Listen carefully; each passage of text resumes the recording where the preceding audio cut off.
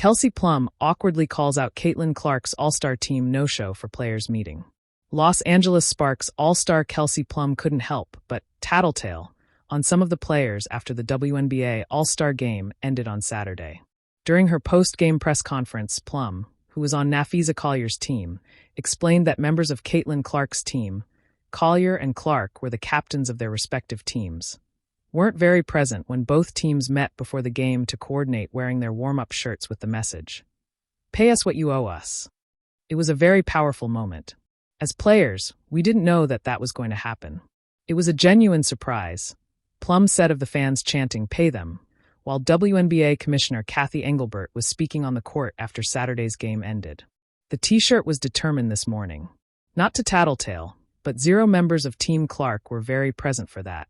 Liberty All-Star Sabrina Ionescu, who was on Team Clark, looked surprised as she was sitting alongside Plum at the press conference. Kelsey Plum, number 10 of the Los Angeles Sparks, speaks to the media after defeating Team Clark 151-131 during the 2025 AT&T WNBA All-Star Game at Gainbridge Fieldhouse on July 19, 2025 in Indianapolis, Indiana. Getty Images. That really needed to be mentioned, Ionescu said sarcastically as she and Plum laughed. "I'm trying to make the situation light, okay?" added Plum, who is the vice president of the WNBPA.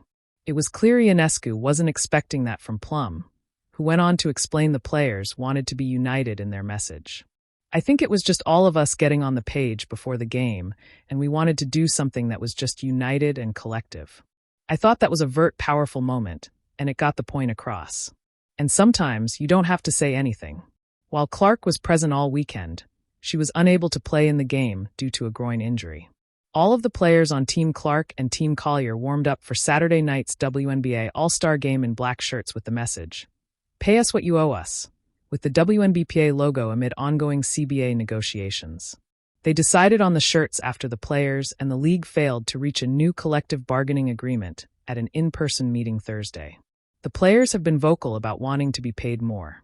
"We get a very tiny percentage of all the money that's made through the WNBA, which obviously is made through the entertainment we provide," Collier said on the decision to wear the shirts. "So we want a fair and reasonable percentage of that." The 2025 WNBA All-Star Weekend was meant to be a celebration of sisterhood, competition, and most importantly, unity. Las Vegas pulsed with energy. Cameras flashed. Fans from all corners of the country packed Michelob ULTRA Arena in Caitlin Clark jerseys, Angel Reese headbands, and Aaliyah Boston tees. But underneath the smiles and highlight reel layups, something simmered. A missing presence. A broken moment. It came to a head when Kelsey Plum, the fiery, unapologetic Vegas guard, stood behind a mic at a post-practice media scrum and, with a casual shrug and a noticeably tightened jaw, called out Caitlin Clark. "I just wish," she said, glancing at her all-star teammates flanking her, "that everyone had shown up, especially to the players' meeting. We're fighting for something bigger here." The room fell silent. A beat passed, and then reporters pounced. Basketball, the meeting that mattered.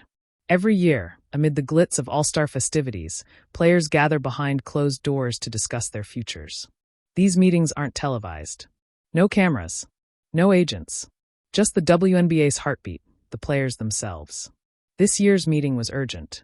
With a new collective bargaining agreement looming in 2027 and tensions rising over revenue share, travel conditions, and salaries, players were determined to unify. Big names showed up: Aya Wilson, Napheesa Collier, Diana Taurasi, Brianna Stewart. Even rookies like Angel Reese and Rickea Jackson sat wide-eyed, taking notes. But Caitlin Clark was absent. She hadn't practiced due to injury. She hadn't played due to her groin strain. But for many veterans, her absence from this pivotal conversation, one about pay equity and long-term change, felt louder than her on-court heroics. Fire Kelsey Plum. Always blunt, always passionate. Kelsey Plum isn't one to bite her tongue. A 2X champion. Olympic gold medalist. One of the WNBA's fiercest competitors and most vocal leaders. She's seen the W grow from chartered buses to private flights. From forgotten TV slots to primetime ESPN deals. And she's fought for every inch. So when asked why she made the remark about Caitlin, she didn't back down. "Listen," she said, arms folded. "We all respect Caitlin's talent. She's unreal. But this league? It's not just highlights and Nike deals. It's sacrifice. It's legacy. When we're in a room talking about the future of women's basketball, I want everyone in that room, especially the ones profiting the most. It wasn't hate. It wasn't jealousy. It was accountability. Cyclone the Clark conundrum. Caitlin Clark has carried the WNBA spotlight like a torch since stepping into the league. She's shattered viewership records, outsold every other jersey in the league, and drawn crowds not seen since Lisa Leslie's dunk. But fame can isolate.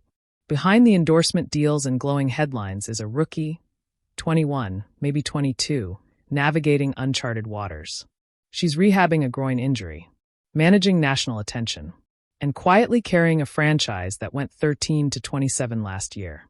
Sources close to Clark's camp said she didn't feel ready for a high-pressure environment like the players' meeting, especially with her health in limbo.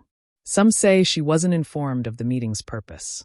Others hint at growing tension between her and the league's veterans, who believe she's being shielded from the gritty realities of WNBA politics. Mobile phone fan reactions, divided court. When video of Kelsey's remarks hit X, formerly Twitter, the internet erupted. Some fans defended Caitlin. She's injured. She's not required to sit through meetings when she can barely walk. Others backed Plum. Kelsey is speaking facts. Caitlin benefits from the league. She should be part of the change. Even Aya Wilson chimed in subtly during a panel discussion later that night. We talk about being one family, one league. Families show up when it matters. Handshake healing over headlines. To her credit, Caitlin responded with class. In a brief Instagram post the next morning, she shared a photo of her Fever teammates at practice and captioned it. This league means everything to me. I'm learning, I'm growing. I'll always support my sisters, even if I miss a step sometimes. Hashtag WNBA Family Red Heart. It wasn't an apology, but it was a sign of awareness. A rookie realizing that her platform isn't just for logo threes and highlight plays. It's a seat at the table. And sometimes, that table's in a players-only room at All-Star Weekend.